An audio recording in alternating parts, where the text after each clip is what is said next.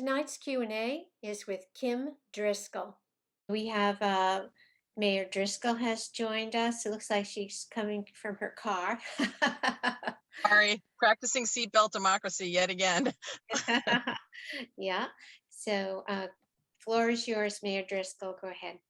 Thanks so much. Thanks for carving out time and giving me a few minutes to share a little bit about who I am, what I'm running for, and why I'm so enthusiastic about this race. I am Kim Driscoll, the mayor in Salem, Massachusetts, and a candidate for lieutenant governor. I'm so enthusiastic about this opportunity. Just wanted to share a little bit about my background, how I got here. My dad's actually a native of Lynn. My mom is a native of Trinidad. They met when my dad was in service. He's a 27-year Navy man. And I am actually a Navy brat. I was born in Hawaii, lived on both coasts, had the opportunity to really move around quite a bit when I was young. I came to Salem to go to college, fell in love with the city, fell in love with my husband, Nick, and we have together raised our 3 children in a very welcoming and inclusive community. Salem, and working as mayor here, is not my first foray into local government. I had the opportunity to work for the city of Chelsea as they came out of receivership, first as their chief legal counsel and then later as their deputy city manager. You know, really taught me the value of good government and who pays the price when there are failures in leadership. When I saw a need for action in Salem, where I had always been living, I decided to run for mayor, intent on improving our finances, ensuring that we were thinking about a more open and transparent way of governing. And I've been fortunate to have been reelected 5 times now. Along the way, working tremendously hard with a lot of folks. Salem is a hip, historic, and vibrant destination for residents and visitors alike. We've made historic investments in parks and infrastructure and schools. And the reason I'm really excited about the opportunity to serve as your lieutenant governor is I know that it takes a partnership to really have a great, thriving city. There's no doubt that mayors have been on the front line, whether it's COVID response and recovery, tackling the climate crisis, trying to work to keep our communities affordable from a housing perspective, strengthening our schools. As mayor, I chair the school committee. I know how hard the last 2 years have been with all the disruptions caused by COVID, and we have a lot of work to do yet to overcome some of the challenges from how the pandemic has impacted kids. And know that we need infrastructure and transportation challenges, not just in cities, but in states. But that work really requires a symbiotic relationship. For our cities and towns to work well, they need to be working in partnership with the Commonwealth. Sometimes that's resources, sometimes that's technical assistance, sometimes that's getting out of the way. That's a language I love. It's one that I speak. I'm proud to be part of what I call the Get Stuff Done wing of government. At the local level, there's no hiding, there's direct accountability, and you're taking on the battles, whether it's budgets, whether it's working to implement projects. There's an opportunity to really get stuff done. And I'm grateful and proud of the work that I've done in Salem and think I can play a leading role as your lieutenant governor and partnering with our next governor to tackle some of the same challenges that we're facing as a Commonwealth. The cities are a microcosm, particularly a city like mine, a gateway city like Salem, a microcosm of the challenges we face at the state level. We've worked hard to put in place specific programs and projects, from our own climate action plan and a ride share, bike share, car share service, trying to limit single-use occupancy vehicles and reduce the impact on greenhouse gas emissions, to expanding pre-K. The problem is we shouldn't be doing it one city and town at a time. I think the lieutenant governor can be a real convener, can really amplify the good work happening at the local level, bring together technical assistance as we think about schools and the things that we need to do there. We shouldn't be doing it one city at a time. I'm ready to roll up my sleeves and get to work, and grateful for your time today. Would be happy to answer any questions or hear comments and issues that might be on your mind. And once again, thank you for having me. Thank you very much. So we spoke briefly when I met you at the Peabody Essex Museum about the ARPA money. Can you tell us how Salem is using their ARPA money? This is a huge issue here in Braintree. Well, you know, we're really pleased to be able to have this ARPA funding. In Salem's case, we're receiving $35 million. We've had a group of stakeholders in terms of the process. We put together a group of stakeholders. We really want to make sure we're thinking about how to leverage these dollars for longer term economic prosperity, how to ensure as we think about recovery, we're using these funds to address those people and issues that were impacted by COVID, and that how we can leverage these dollars. There's a whole bunch of state ARPA dollars. Every single federal agency has a bucket of ARPA dollars. Can we use our money in combination with others to leverage that and do good work? So we have a shared vision statement that we've come up with. And we're looking to utilize some of these dollars for things like expanding pre-K. We are looking to do that local through a mixed model. We think that's the best investment we can make for not only our youngest residents, but also our working families. And that'll pay long-term dividends. The research is clear on that. We're also looking at ways to support our downtown Main Street businesses, many of whom were hit hard during COVID. Like, we canceled Halloween. We're a tourism community, so hospitality here was impacted. We want to support those businesses, particularly around workforce needs. And frankly, workforce initiatives are a big part of how we're thinking about the use of these dollars, along with a host of capital plans that meet the ARPA guidelines. There are strict guardrails in place under the federal regulations, and we want to make sure we're spending this money in accordance with those guidelines, or it will be clawed back.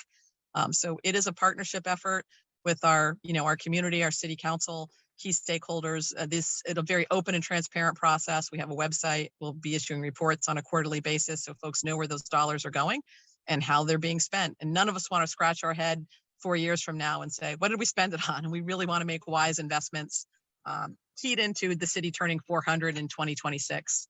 So we've done some groundwork and hope to spend it wisely. Thank you. Tan? Yeah. Hi, Mayor Driscoll. My name is Tan. I'm really excited you came up. I don't really have a question, but I just want to say thank you for your help and support for the LGBTQ community in North Shore. I was actually on the board of NAGLI, and I was the one that helped NAGLI with the funding from TripAdvisor. So Awesome. I working with the kids, and I can't tell you how much you mean to the kids in the local community, for just help and support. And I just want to say thank you for fighting for the LGBT community and keep up the great work. Thank you. Thank you. It's been an honor. We're really welcoming and inclusive community. And those are not just words. We want to make sure that's true in deeds as well. And NAGLI's a great organization. I was just at the fundraiser on Friday. It was good to be back in person, and they're going strong. Awesome. Thank you. Yep. Anne, do you have a question? Mayor, thank you for joining us. And I loved your presentation. And not too long ago, we had a couple of your fellow candidates come and speak with us too. In general, like why might we pick you, for example, instead of one of the two of them? What are one or two of you? You've listed a number of great things you want to be working on. So if you had to pick one or two of them that you thought, boy, I'm going to jump right in here first, what might they be? I would say, from my perspective, some of the key issues that I think impact my community and what I'm hearing across the Commonwealth, and we've been in everywhere from Springfield to Hilltowns to the southeastern Mass, we're really making the rounds. Housing is at the forefront of a lot of the challenges we're facing, and workforce needs. If you're talking about, and they're interrelated, I believe, the housing challenges so many communities face. Salem used to be a place where you could pour coffee or pour beer for a living and put a roof over your head that in an affordable way. That's just no longer the case. And what we're finding is it has an impact on people's ability to work in jobs that we really need. We're looking to do things like leverage public land on our high school campus site to look at building out housing for custodians, for paraprofessionals, for cafeteria workers, for young teachers. These are important jobs. We want folks living in our community. And at the cost of housing, Massachusetts now being the third most expensive place for housing in the country, we have broken into 1 and 2 at various points of this pandemic, but right now it stands at third.